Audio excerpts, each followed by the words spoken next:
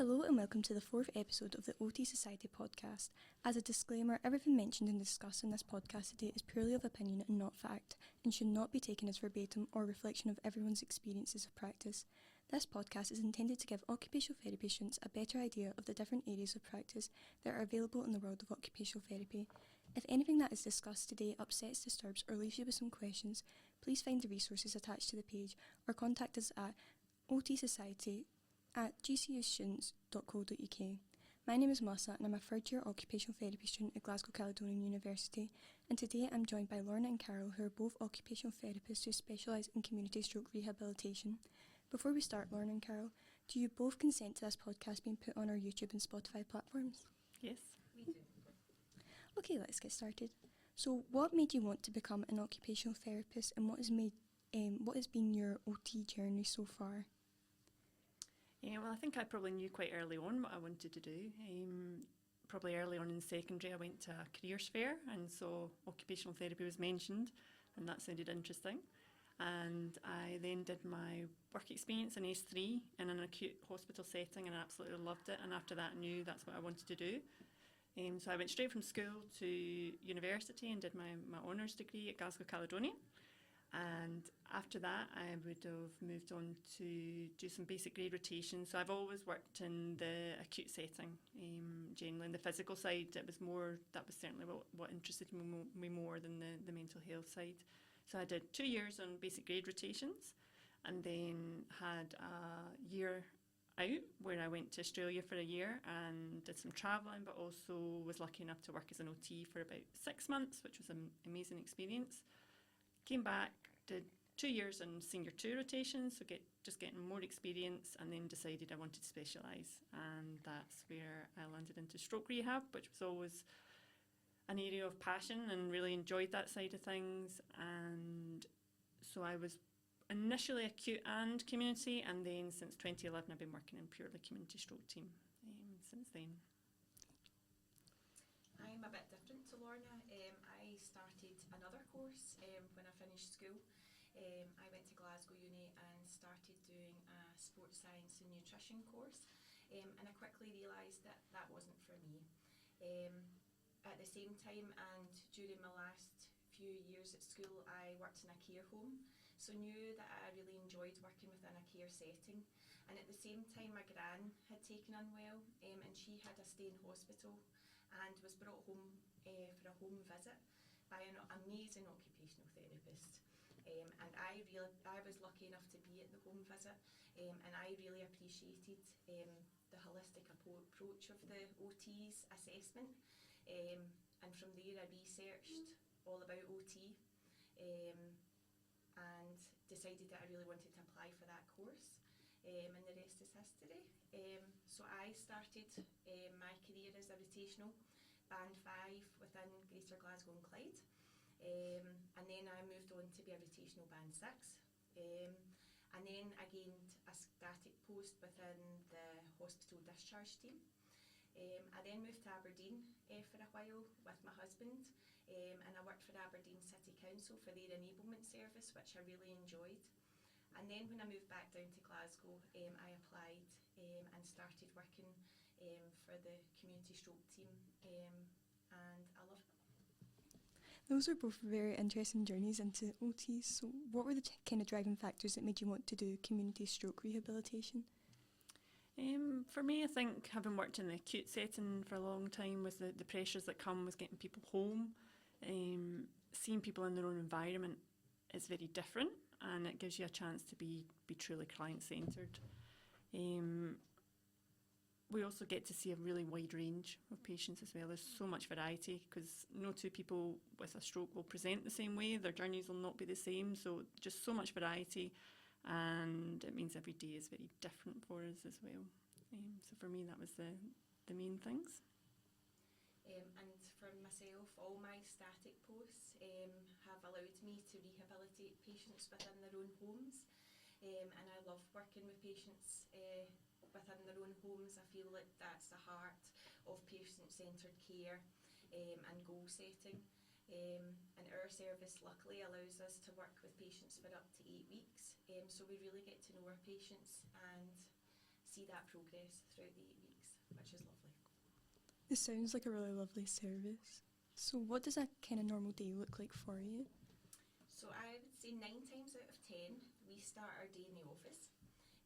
Each Wednesday of each week, we meet with, via Teams with our stroke consultants. And then as a team, we have an MDT where we discuss our current caseload. And this allows us to review goals and make plans for patients. After that meeting, every day, we then head out to visit our patients. Normally we see around 4 patients each day.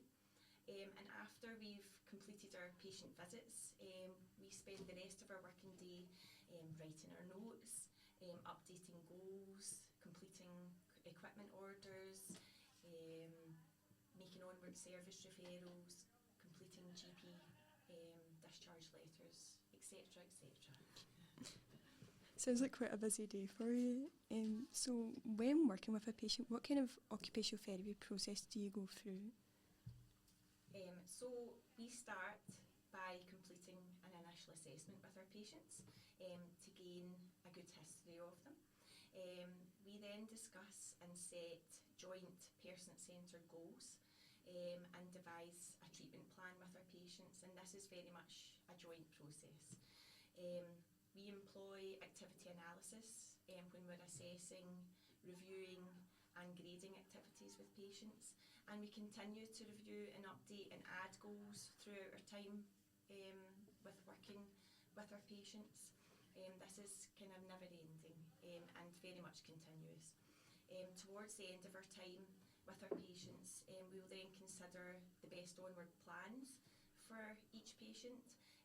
This may be an onwards referral to further rehabilitation or onwards to third sector services, or supporting the setup of self-management and the resources which are involved for patients to carry on self-managing themselves. That's quite an interesting process because it's quite different depending on what service you go to. Everywhere has kind of like a different model that works for different patient groups. So it's quite interesting. So what are some of the kind of main models and frameworks that you adopt in this practice setting? We see a variety of patients at different stages in the rehab journey, but we would always be looking at a POP model would be the kind of structure that we would be using. In terms of frames of reference, we probably draw from a few different things. So we'd be looking at rehabilitative, motor control, cognitive perceptual, but again, client-centred is that big one. We've mentioned that quite a few times already, but I think certainly as seeing people in their own homes, they have their own agendas of where they want to go to in life. So that client-centred is a big part of our roles. In terms of approaches, we probably generally be using restorative processes or approaches. So the likes of motor relearning would be a big part of re-enabling people to improve their systems. Sometimes that doesn't work in terms of somebody may be at a different part of their journey, or they may have a very dense weakness that we're aware is not going to improve. So it's more compensating and adapting and seeing how they can change things to move on with their lives. And a large part of our work is the cognitive rehab side of things as well. We see a lot of people with issues from that side of things. So that's another approach that would be utilised regularly as well. Yeah, I see what you mean. Because see, when you think of stroke, you would kind of think, oh, it's just kind of the physical aspect. You don't really necessarily think of the different kind of aspects like cognitive or different aspects like going to the toilet or anything after kind of stroke. It's mainly you just think your arm, you can't really move it anymore, but there is like big kind of differences and changes that can happen within this having a stroke. So within your role, what are the other health professionals that you commonly collaborate with? So within our role, we collaborate with many health professionals, but mainly physios, our assistant practitioner, our stroke admin, speech and language therapy, our stroke nurse, stroke consultants and GPs, orthoptics, stroke psychologists, pharmacy compliance, social work, equip you. There are many more. I could sit all day and tell you, but they're probably the main ones. And I guess the third sector as well would be a big one, wouldn't it, as Yes, well, all of the course. voluntary agencies Yes, that of we course. would signpost people onto as well. Absolutely. It does seem like quite a good kind of network for the kind of working in stroke community, because there is different things you can give patients and stuff like that can help them along their rehab journey. So, as you kind of said earlier, as stroke can affect multiple functions within the human body, what are some of the more common or uncommon impairments with patients post-stroke that you've had to work with to kind of improve their independence and quality of life? As we've mentioned, we've probably seen people at different stages of their journey. So some would be very acute early on, might just be out of the hospital, and others will be at a more chronic stage of their journey. Some would have mild symptoms, some would have moderate, and some would be very severe. So it's a real wide range. We would see a lot of the very visible changes, so the physical changes such as upper limb weakness, lower limb weakness, and reduced balance. But there's also a wide range of hidden changes that we would be seeing every day. So visual changes, perceptual changes, and also that emotional and personality changes as well. But again, as we've mentioned, a large part would be the cognitive changes. So that would maybe be changes to concentration, sequencing, information processing, and memory. That would be a big part of our roles, would be supporting people from that side. Communication changes as well. We see a wide range of communication changes. So patients maybe have expressive or receptive dysphagia, which can impact our treatment planning and how we support them to identify their needs and make that known. So all of these things all these impairments can impact their function, and we also need to think about where they were before their stroke as well, because any pre-existing problems that they had would also be impacting us setting realistic goals of where they're going to recover. Yeah, so there is kind of a lot of things you don't think about post-stroke that can affect your kind of day-to-day life. In saying that though, when you're working with someone, what are some of the highlights that you've kind of found working in community stroke rehabilitation? I think both Carol and I have said that actually seeing people achieving their goals is the main rewarding part, especially because we do get to see people for a block of 8 weeks generally. Sometimes it may be more, sometimes it may be less, but we see them, we build up that relationship with them, so actually seeing people achieve their goals is the most satisfying. And I think because the goals are so personal to the patient, Exactly, and mean so much to them, it's very, very rewarding to see that happen for them. And it can be a range of goals as well, so it could be very small goals, like maybe being able to shave themselves or hold a pen, or it could be someone tying their kids' shoelaces to allow them to go to school. Yeah. And then it might be bigger goals that maybe a lot of our time we'd be looking at back to work or back to driving or making a full meal, so it's a whole range of different things. I think for us as well, we have the opportunity to try and be a wee bit creative with our interventions, maybe in acute settings where there's more demands of getting people out the door, whereas we get to take the time to have truly patient-centred goals and being a bit creative and thinking how can we support that person to achieve their goals. And I think alongside the creativity, like that evolution of goals, just how they change across the 8 weeks, with one goal maybe leading on to another one, and that grading of goals is a really lovely thing to see across that patient journey. Yeah, so that's definitely the most satisfying part of the job. It is. It makes it all worth it at the end of the day. So conversely, what are some of the challenges you find when you face in this setting?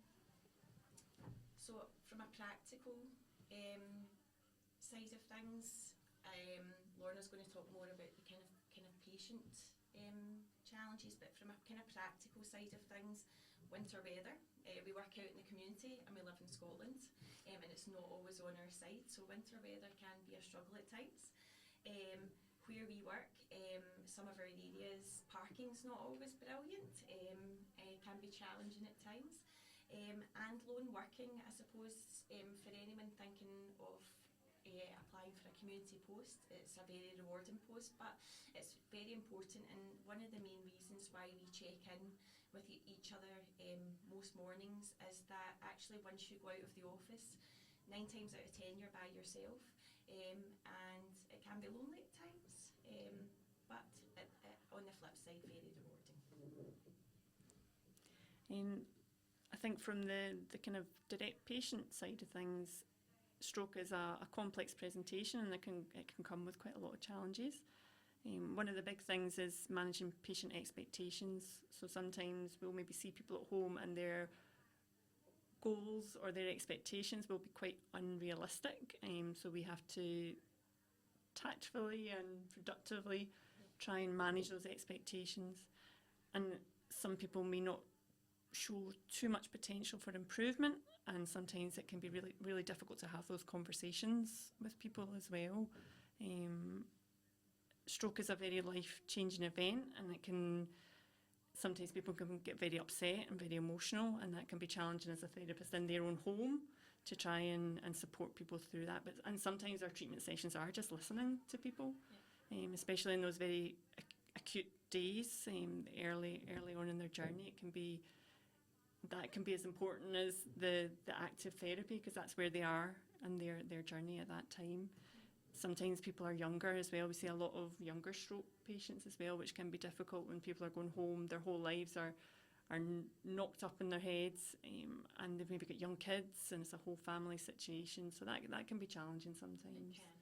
And some patients with cognitive impairments, or patients that lack insight, it's really, really important to be very consistent with the conversations and managing those expectations in order for them to try and process their journey going forward. Yeah, absolutely. Again, it's just things you don't think about, like the family dynamics and stuff like that, and the support systems that you have there with the families that you're working with as well, because you're not just working with the patient, you're always working with the family as well. Absolutely. So what would your advice be to upcoming graduates for them to be better prepared for working in community stroke rehabilitation? I think, as Carole mentioned, working in a community setting can be challenging because you are working so autonomously and you're on your own for big chunks of the day. So I would definitely recommend having that background of a wide breadth of experience before you would tackle that. You really want to see lots of different specialities, so you get that concrete background and develop the core OT skills as well to give you the confidence to move on to an exciting post like working in the community, because it is an exciting and fulfilling career. So would you recommend working in community stroke rehabilitation to upcoming graduates? Yes, we definitely would, wouldn't we? We are both passionate about working within stroke. Stroke rehabilitation is very, very rewarding, and no 2 days are the same, which keeps the job really, really fresh and very, very exciting. We would 100% recommend it, wouldn't we? Well, thank you so much for coming on to the podcast today and providing such a great overview for the role of occupational therapy within stroke rehabilitation.